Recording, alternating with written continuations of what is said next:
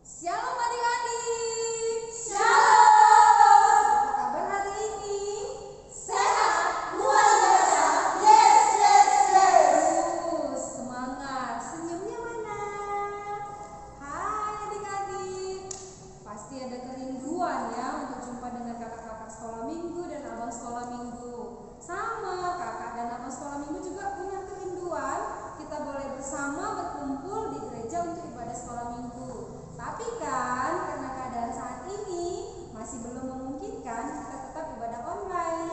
Kakak mau adik-adik sekolah minggu siapkan hati, siapkan semangatnya supaya kita semangat untuk ibadah hari ini. Oke? Kita semuanya berdiri. Kakak mau adik-adik sekolah minggu berdiri dan tetap semangat, tepuk tangan. Kita mau nyanyi hari ini harinya Tuhan dan dilanjut dengan Happy Yeye. Ayo Kak Ella.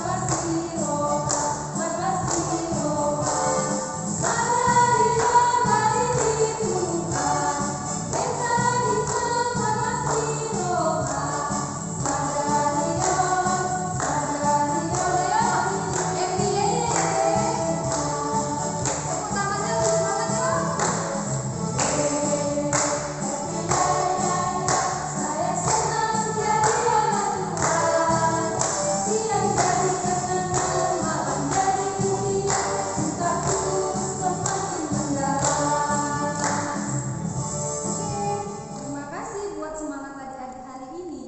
Sebentar lagi kita mau doa pembuka. Siapkan hatimu, sebentar lagi kita akan doa. Oke? Adik-adik, kita mau berdoa. Ambil sikap berdoanya, lipat tangannya, tutup matanya, tundukkan kepalanya. Kita bersatu di dalam doa. Terima kasih Tuhan Yesus buat pagi yang boleh kami rasakan saat ini, di mana Tuhan saat ini kami anak-anak-Mu mau memulai ibadah kami Tuhan Yesus secara virtual. Biarlah Tuhan yang berada di dalam hati kami masing-masing, berada di rumah kami Tuhan Yesus, untuk memimpin ibadah kami dari awal, pertengahan hingga akhirnya Tuhan Yesus. Bapa yang baik, kami juga mau berdoa buat kami guru-guru sekolah minggu yang melaksanakan ibadah di sini Tuhan Yesus. Biarlah Tuhan juga yang menambahkan kebijaksanaan kepada kami, agar kami boleh lebih lagi melayani-Mu di gereja-Mu. Terima kasih Bapa yang baik, kami memulai ibadah kami mendengarkan firman-Mu. Biarlah Tuhan yang selalu bersama-sama di dalam ibadah kami. Terima kasih Bapa, di dalam nama anak-Mu Tuhan Yesus Kristus kami berdoa dan mengucap syukur. Amin. Masih semangat kan adik-adik? Masih dong. Kita kembali bernyanyi lagi dengan lagu Om Pila Om Pinta. Ayo Ella.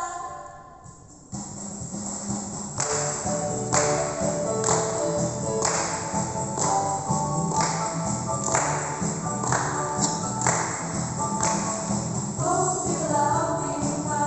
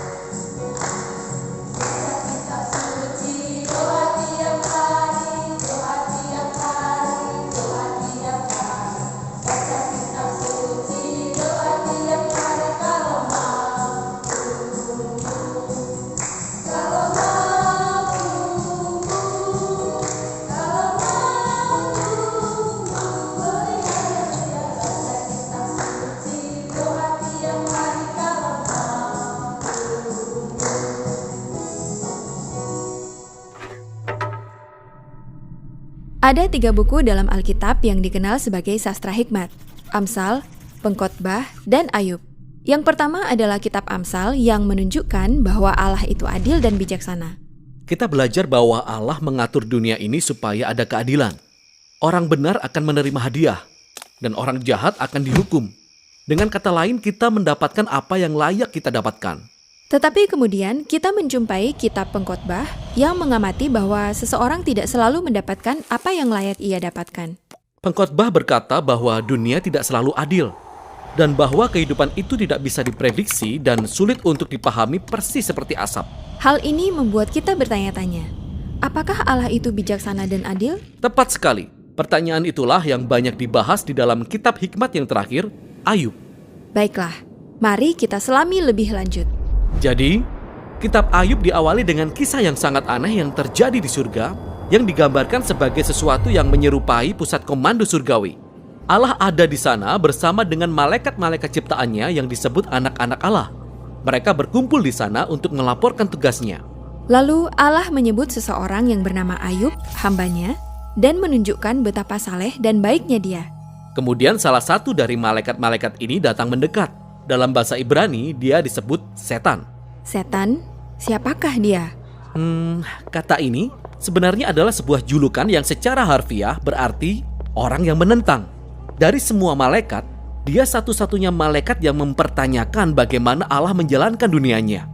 Dia menyampaikan bahwa mungkin Ayub tidak sungguh-sungguh mengasihi Allah. Ayub menjadi orang baik hanya karena Allah akan memberi imbalan kepadanya. Jika Allah mengambil semua hal baik yang sudah diberikannya kepada Ayub, maka kita akan melihat sifat Ayub yang sebenarnya. Jadi setan berpikir bahwa Ayub hanya mengejar keuntungannya saja? Tepat sekali. Mungkin Ayub taat hanya karena ingin mendapatkan apa yang dia mau. Jadi Allah setuju untuk menguji hal ini dan membiarkan setan untuk menimbulkan penderitaan bagi Ayub. Dan Ayub kehilangan orang-orang dan segala sesuatu yang sangat berharga baginya. Ini sangat menyedihkan.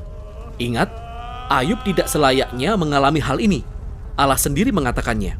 Namun yang luar biasa adalah bahwa di tengah-tengah semua penderitaan ini, Ayub masih memuji Allah. Setidaknya di pasal 1 dan 2. Tapi kemudian di pasal 3, kita menemukan perasaan Ayub yang sebenarnya. Dia menulis puisi yang mengungkapkan betapa hancurnya dia. Puisi yang mengutuki hari kelahirannya dengan panjang lebar. Setelah itu, beberapa teman Ayub datang mengunjunginya untuk menawarkan bantuan.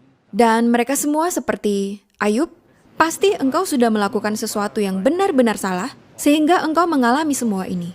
Bagaimanapun kita tahu bahwa Allah itu adil, dan kita juga tahu bahwa dunia ini diatur berdasarkan keadilan Allah. Jadi, pasti engkau sedang menerima apa yang pantas engkau terima. Di 34 pasal selanjutnya, Ayub dan sahabat-sahabatnya saling sahut-menyahut dalam puisi Ibrani yang sangat padat. Teman-temannya terus berspekulasi tentang mengapa Tuhan mengirim penderitaan tersebut. Bahkan mereka mulai mendaftar dosa-dosa yang mungkin sudah dilakukan oleh Ayub. Tetapi tiap kali setelah mendengar tuduhan, Ayub menyatakan bahwa dia tidak bersalah. Dan Ayub memang tidak bersalah. Ya, benar. Ayub sedang berada dalam kondisi emosi yang naik turun. Pada saat tertentu, Ayub tetap percaya bahwa Allah itu adil dan bijaksana. Namun di saat lain, Ayub meragukan kebaikan Allah. Dia bahkan menuduh Allah telah berlaku ceroboh, tidak adil dan curang. Jadi di akhir percakapan, Ayub menuntut Allah datang dan menjelaskan dirinya secara pribadi. Dan Tuhan melakukannya. Tuhan datang dalam bentuk awan badai yang besar. Dan dia tidak memberi jawaban langsung kepada Ayub. Tuhan tidak memberitahu Ayub perihal percakapannya dengan setan. Dia melakukan sesuatu yang amat berbeda. Dia mengajak Ayub mengelilingi bumi. Dia menunjukkan kepada Ayub betapa luas dan megahnya dunia ini. Tuhan menanyai Ayub apa ia mampu menjalankan ataupun memahami dunia hanya untuk sehari saja. Tuhan menunjukkan kepada Ayub berbagai hal detail yang ada di bumi. Hal-hal yang kita lihat setiap hari, namun tidak bisa kita pahami. Tetapi Allah memahaminya. Tuhan sungguh-sungguh memahaminya. Dia menaruh perhatian terhadap keindahan dan berjalannya alam semesta dengan cara yang tidak pernah kita bayangkan. Dan di tempat yang tidak akan pernah kita lihat. Sebagai penutup, Tuhan menunjukkan kepada Ayub 2 ekor binatang dan memuji betapa hebatnya mereka. Ya, mereka sangat berbahaya. Maksud saya, mereka bisa membunuhmu tanpa harus berpikir panjang. Dan Tuhan mengatakan bahwa mereka tidak jahat. Sebenarnya mereka adalah bagian dari dunia baik yang diciptakannya. Lalu, sudah, begitu saja. Cuma itu pembelaan Tuhan. Itu agak aneh. Ya, maksud saya, sebenarnya semua ini tentang apa? Sepertinya begini. Dari sudut pandang Ayub, sepertinya Tuhan itu tidak adil. Namun sudut pandang Tuhan jauh lebih luas. Tuhan secara dinamis berinteraksi dengan kompleksitas sealam raya ketika Dia membuat keputusan. Inilah yang disebut Tuhan sebagai hikmat. Jadi, permintaan Ayub supaya Tuhan melakukan pembelaan atas dirinya sendiri sebenarnya adalah hal yang konyol. Ayub tidak akan bisa benar-benar memahami kompleksitas semacam ini, bahkan jika dia ingin melakukannya. Lalu, apa makna semua ini bagi kita? Ayub akhirnya diajari untuk rendah hati. Ayub tidak pernah memahami mengapa dia harus menderita. Namun demikian, dia bisa tetap hidup dalam damai sejahtera dan takut akan Tuhan. Tapi, bukan itu akhir dari kitab ini. Karena setelah ini, Tuhan memulihkan Ayub dengan melipat gandakan segala kepunyaannya dahulu. Dan sekali lagi, ini sangat mengejutkan. Maksud saya, apakah ini sebuah hadiah? Apakah Tuhan berkata, "Selamat Ayub, engkau lulus dari ujian yang rumit ini"? Tidak. Inti dari keseluruhan kitab ini adalah, ketika Ayub kehilangan segalanya, itu bukanlah merupakan sebuah hukuman. Jadi mendapatkan kembali apa yang sudah terhilang, bukanlah sebuah hadiah. Kalau begitu, mengapa Ayub mendapatkannya kembali? Tampaknya Tuhan menurut hikmatnya memutuskan untuk memberi Ayub sebuah hadiah. Kita tidak tahu mengapa. Tetapi yang kita tahu adalah bahwa Ayub adalah tipe orang yang dalam kondisi baik maupun buruk, tetap percaya pada hikmat Tuhan. Dan itulah kitab Ayub dan akhir dari seri kitab hikmat. Kitab-kitab hikmat dalam Alkitab ini sungguh menakjubkan. Masing-masing menawarkan sudut pandang yang unik tentang kehidupan yang baik. Dan kita perlu mendengar semuanya bersama-sama seiring kita belajar untuk hidup penuh hikmat dan dalam takut akan Tuhan.